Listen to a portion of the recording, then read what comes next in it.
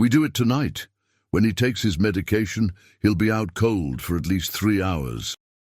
Vincent Marcello's heart hammered against his ribs, but he kept his breathing slow and steady. He lay motionless on the leather sofa in his office, eyes closed, the whiskey glass balanced on the armrest. Through barely parted eyelids he could make out 2 blurred figures by the doorway, Maria and Carmen, his housekeepers for 8 years. Women he'd trusted. Women who were now planning something against him. "Are you certain he won't wake up?" Carmen's voice trembled, thick with her Dominican accent. "If you're enjoying this story, subscribe and comment where you're watching from. Now let's see what Vincent discovers." "Not after those pills," Maria replied confidently. "I've been watching. Every night at 10:30. Within 20 minutes, he's completely gone." Vincent's mind raced. Was this a hit? The Calabrese family had been pushing into his territory for months. Or were his own people planning a coup? He'd built his empire over 32 years, surviving 3 assassination attempts and 2 federal investigations, but being taken down by household staff that he hadn't anticipated. "What about the safe?" Carmen asked nervously. "Safe?" Vincent's alarm shifted. Money, not murder. Almost insulting, but still betrayal. In his world, betrayal had only one consequence. "I have the combination," Maria said.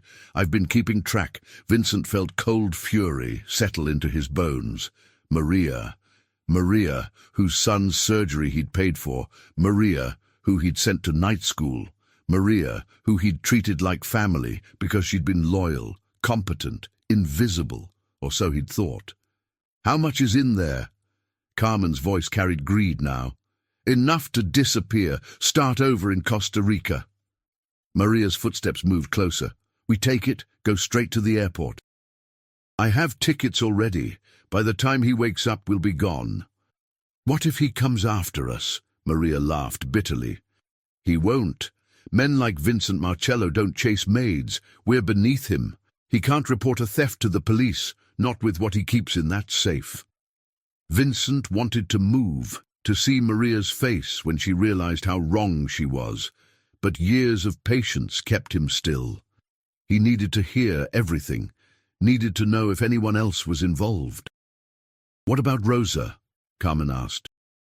Rosa, the 3rd housekeeper with Vincent since his wife Teresa died 6 years ago. Rosa, who reminded him of his mother. "Rosa is loyal like a dog," Maria dismissed. "She won't say anything until he asks. By then it won't matter. Let's get back to the kitchen. We need to act normal until tonight." Their footsteps retreated. Vincent remained still for 5 more minutes before opening his eyes.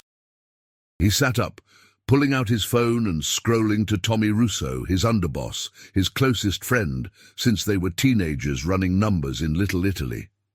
"Boss? Get over here now. Just you. Tell no one." Vincent kept his voice low, steady. "Everything okay?" "Just get here."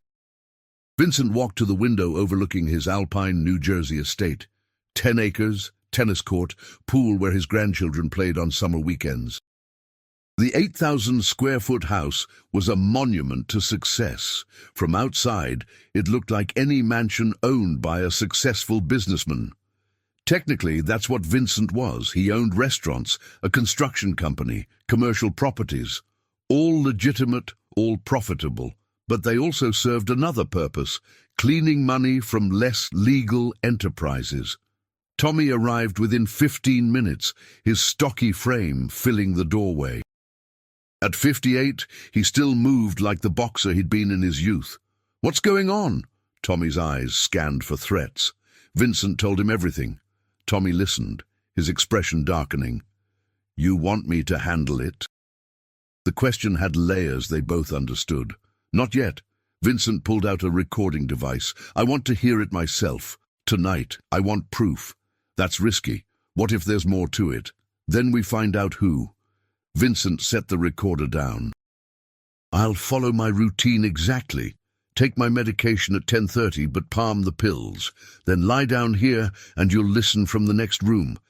They think they're robbing me. Instead, we're getting answers." Tommy nodded slowly.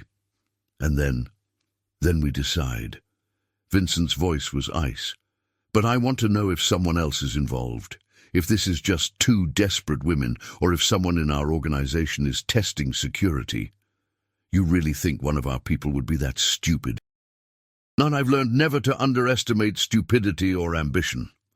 Vincent turned back to the window. The Calabrese crew has been testing boundaries. The Russians are sniffing around. Even some of our soldiers might think I'm getting too old. This could be bigger. Or just two greedy maids. Maybe, but paranoia keeps you alive. Vincent checked his watch. 6:30. Be here by 10. Park on the street, side entrance. Don't let anyone see you. After Tommy left, Vincent went through his evening routine with mechanical precision. Dinner at 7, Rosa's chicken parmigiana, television at 8.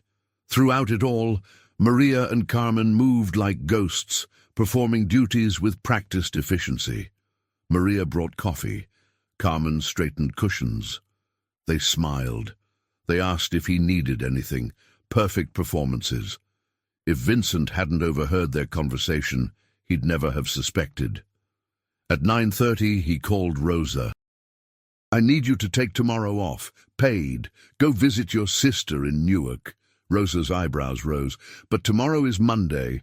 I always deep clean on Monday. It can wait. Take the day. Enjoy yourself. She studied him with shrewd eyes. You feeling okay? Just old, Rosa, just old.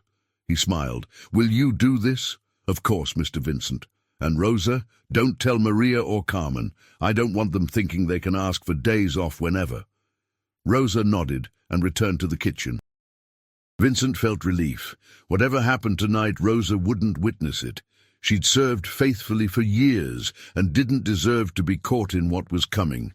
At 10:30, Vincent stood in his office, the two white pills in his palm. His actual blood pressure medication, doctor's orders after a scare 2 years ago.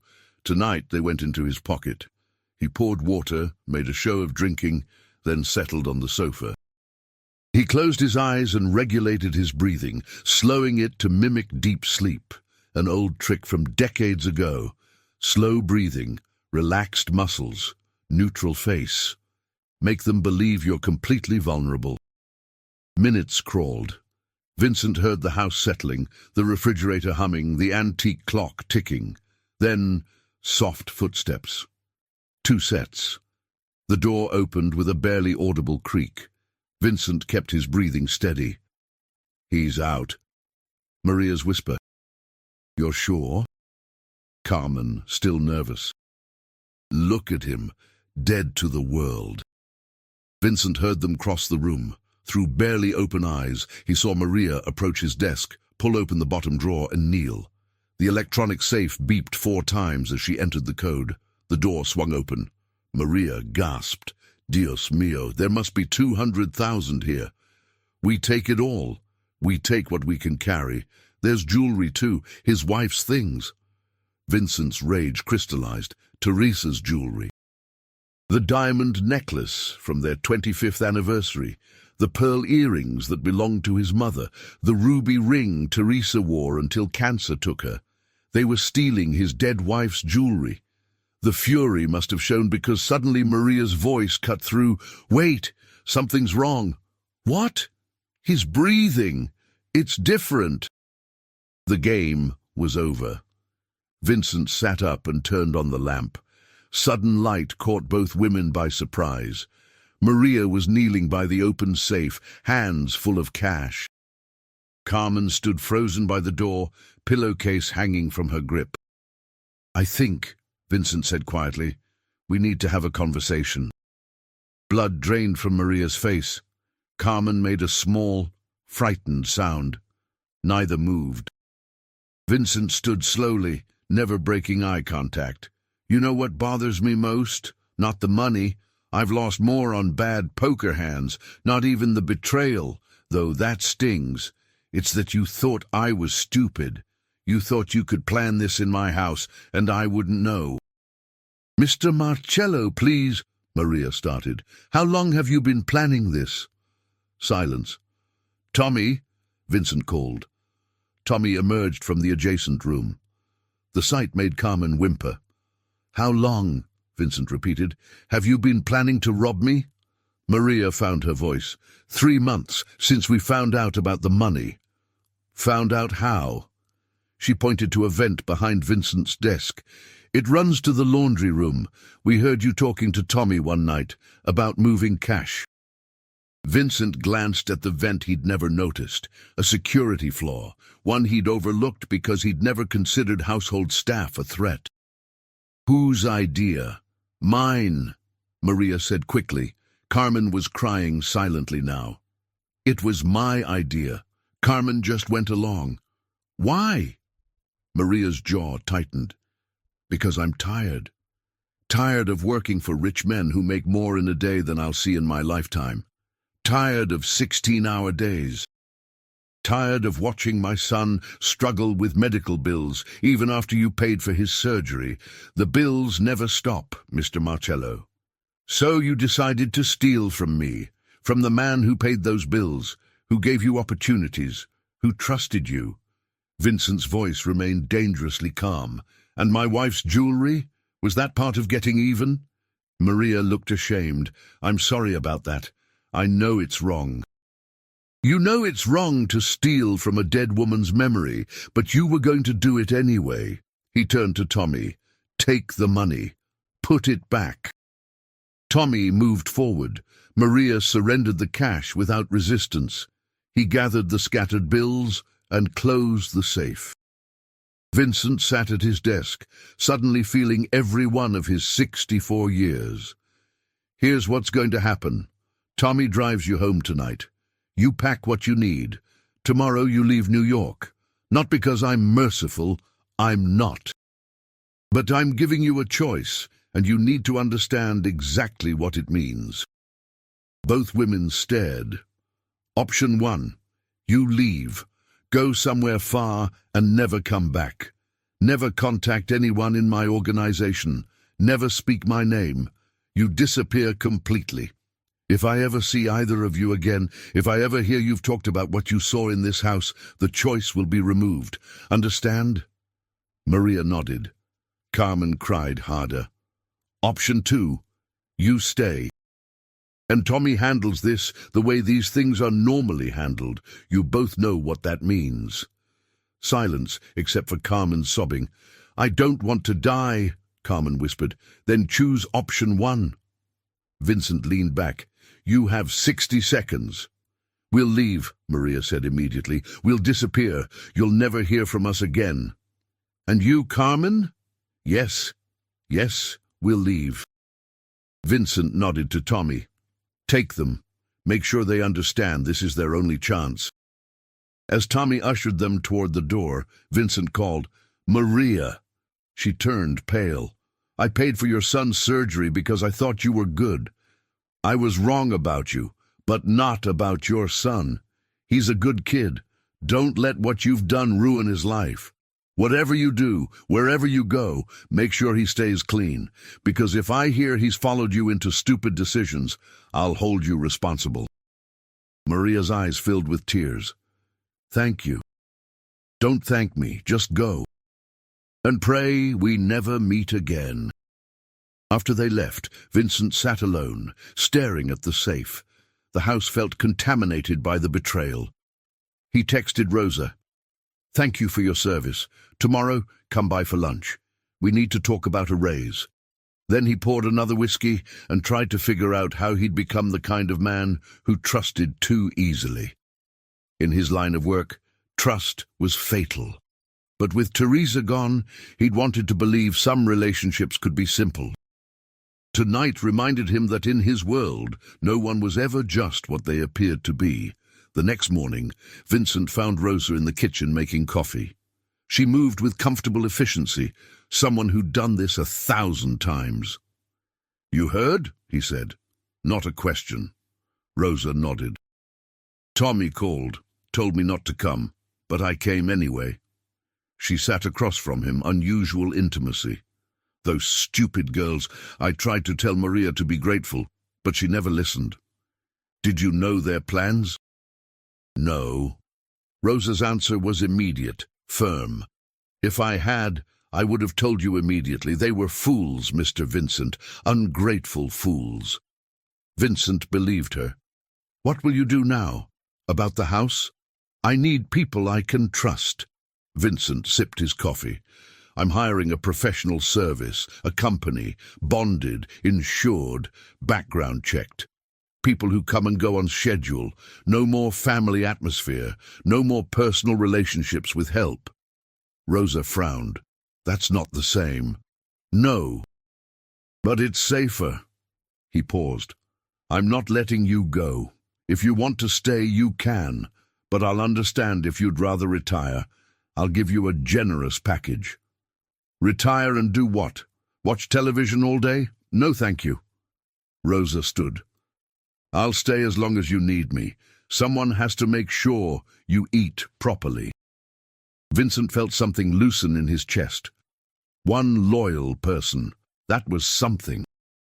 Tommy came by that afternoon. I've had the whole house swept. That vent was the only vulnerability. I've sealed it. Also installed new cameras. No more blind spots. Did they leave? Put them on a bus to Miami this morning. They'll transfer to a flight. Carmen has family in Colombia. That's where they're headed. You believe they'll stay quiet? Tommy shrugged. They're scared enough and smart enough to know talking would put them in danger from more than just us. But I'll keep an ear out. If you hear anything, tell me first. I make that decision. Understood, boss. After Tommy left, Vincent walked through his empty house with new eyes.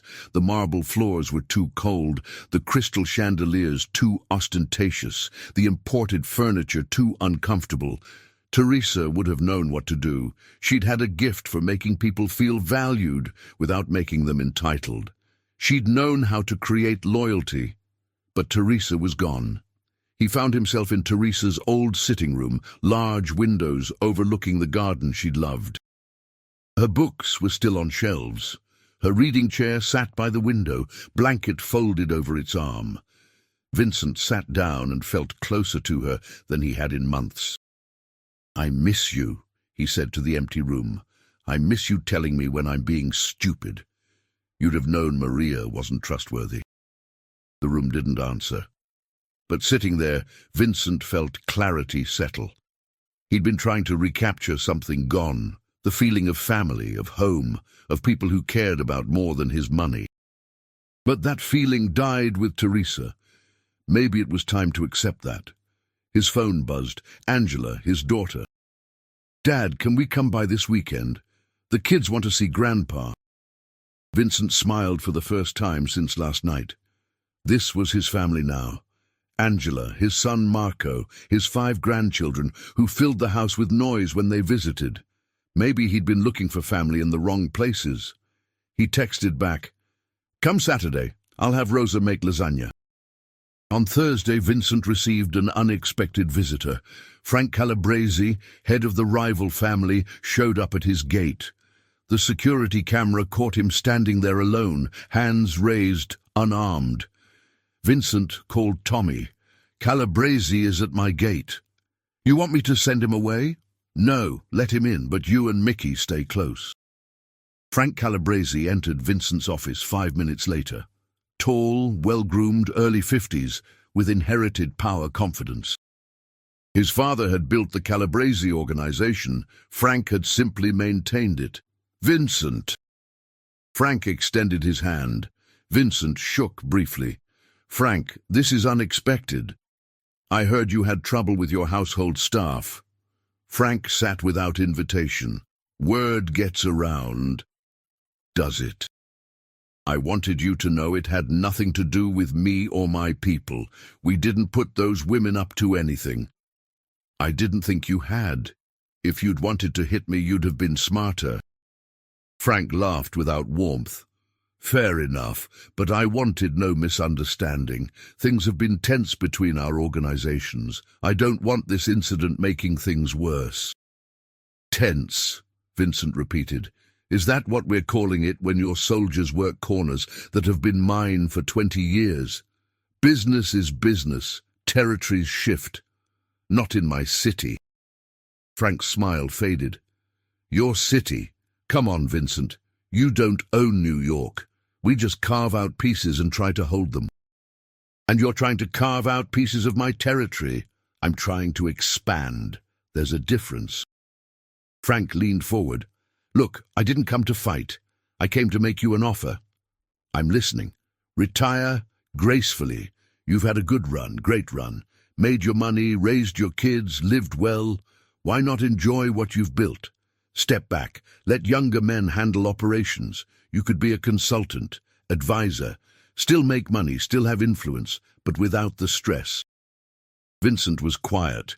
What you're really asking is for me to give you my territory without a fight. I'm asking you to be realistic. You're 64. How much longer do you really want to do this? Don't you want to spend time with grandchildren? Travel? Enjoy life? I enjoy my life fine. Do you? From where I'm sitting, you look like a lonely old man in a mansion with hired help, trying to hold on to an empire that'll pass to someone else eventually anyway. Frank's voice was casual but calculated. Why not let it happen on your terms? Vincent stood, a clear signal the meeting was over. Thank you for the visit, Frank, and for the concern. But I'm not ready to retire. Not today, not tomorrow, not for a long time, and my territory stays mine. If your people keep pushing into my corners, there will be consequences. Clear?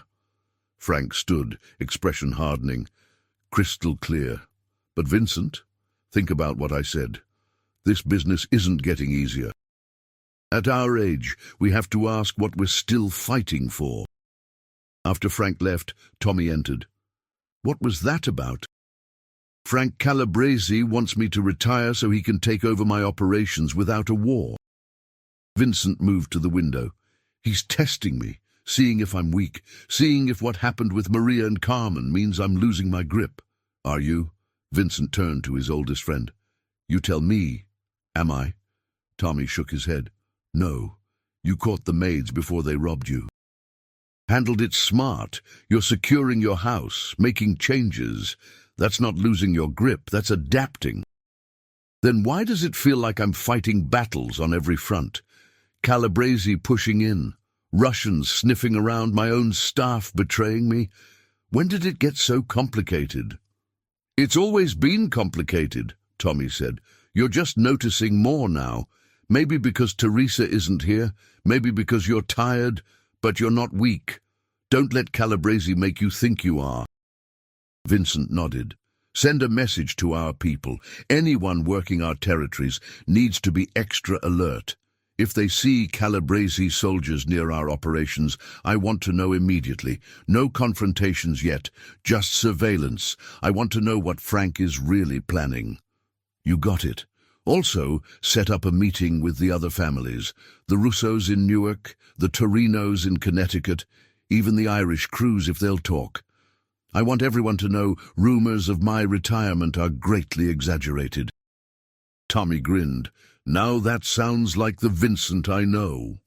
Saturday arrived with sunshine and Vincent's grandchildren bursting through his door. Angela had 3 kids, Marco had 2 daughters. Together, they filled the house with noise that drowned out the silence haunting Vincent all week. Grandpa!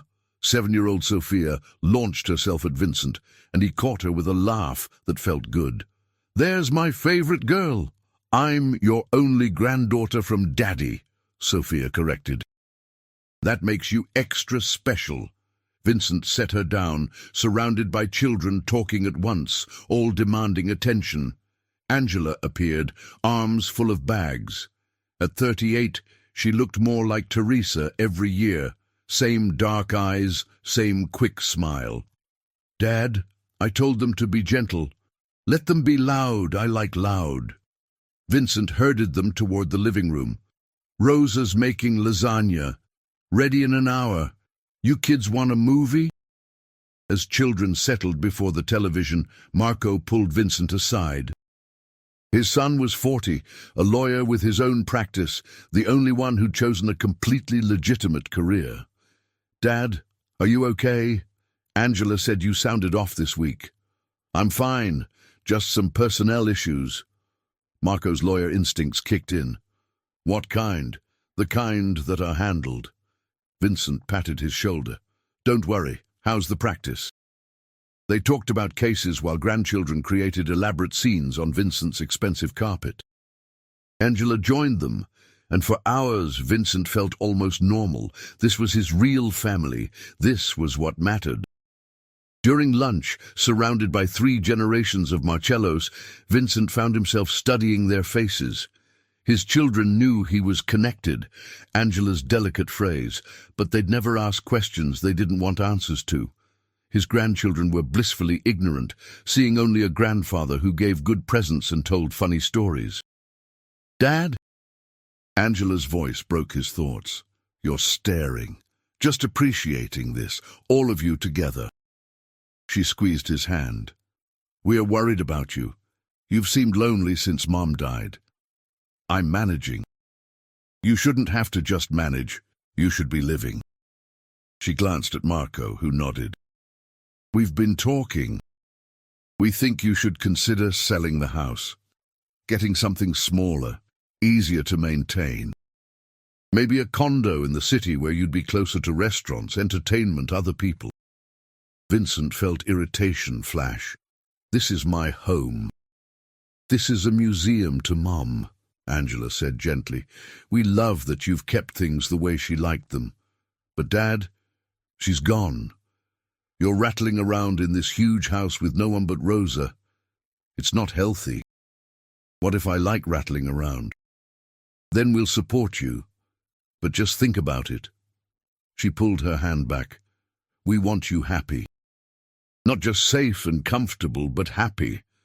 After they left, the house felt emptier than before. Vincent walked through the rooms, seeing them through Angela's eyes. She was right. It was a museum. Teresa's touch was everywhere. In curtains, furniture arrangement, photographs on every surface. He'd kept it exactly as she'd left it, as if by preserving her aesthetic he could preserve her presence. But she wasn't here. No amount of unchanged decor could bring her back. Vincent called Tommy. I want you to do something. Name it. Start looking at properties, smaller places, condos, townhouses, something that doesn't require a staff of 10. Pause. You serious? I think so. Maybe Angela's right. Maybe it's time to let go of some things. This about what Calabresi said? Because if you're thinking of actually retiring, I'm not retiring. I'm adapting, like you said. Vincent looked around his office. But I need to figure out what I'm adapting to. What I actually want for whatever time I have left. Boss, you're 64, not 94. You've got plenty of time. Do I? My father died at 68, heart attack at dinner. My uncle Carlo made it to 70. But the last 5 years were rough. Bad knees, bad lungs. Couldn't remember half his soldiers' names. Vincent moved to the window. I don't want to be that guy. The one who hangs on too long becomes a liability instead of a leader. You're nowhere near that. Not yet. But I saw something in Frank Calabresi's eyes. He sees an opening, thinks I'm vulnerable. Maybe I am. Maybe losing Teresa made me vulnerable in ways I didn't realize. So what are you saying? I'm saying I need to be smart, strengthen my position, not weaken it. Part of that might mean changing how I live, where I live, who I have around me. Vincent turned from the window. Look at properties, quietly. I don't want word getting out that Vincent Marcello is downsizing. Not until I'm ready to make that move on my terms. Over the next weeks, Vincent settled into a new routine. Professional cleaning service came 3 times weekly. Rosa continued coming daily, though Vincent cut her hours and increased her pay. He spent more time at legitimate businesses, restaurants, construction company, and less in his home office. He had meetings in public places instead of his house. He started going to the gym again, something he'd neglected for a year. And he went to war with Frank Calabresi, not a shooting war, but Vincent pushed back against every Calabresi incursion into his territory. When they tried muscling his gambling operations, Vincent's soldiers were there first, reinforcing security.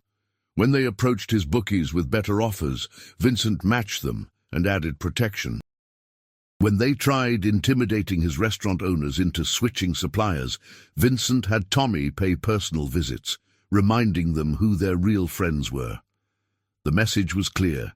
Vincent Marcello wasn't going anywhere. Tommy noticed the change. "You're like you used to be. Sharp, focused, like you've got something to prove." "Maybe I do." Vincent loosened his tie. "Maybe I needed reminding that I'm not just some old man waiting to die. I've still got moves."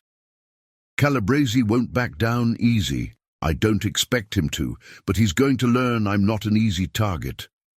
That night, lying in bed in the too big, too empty house, Vincent thought about what he was fighting for.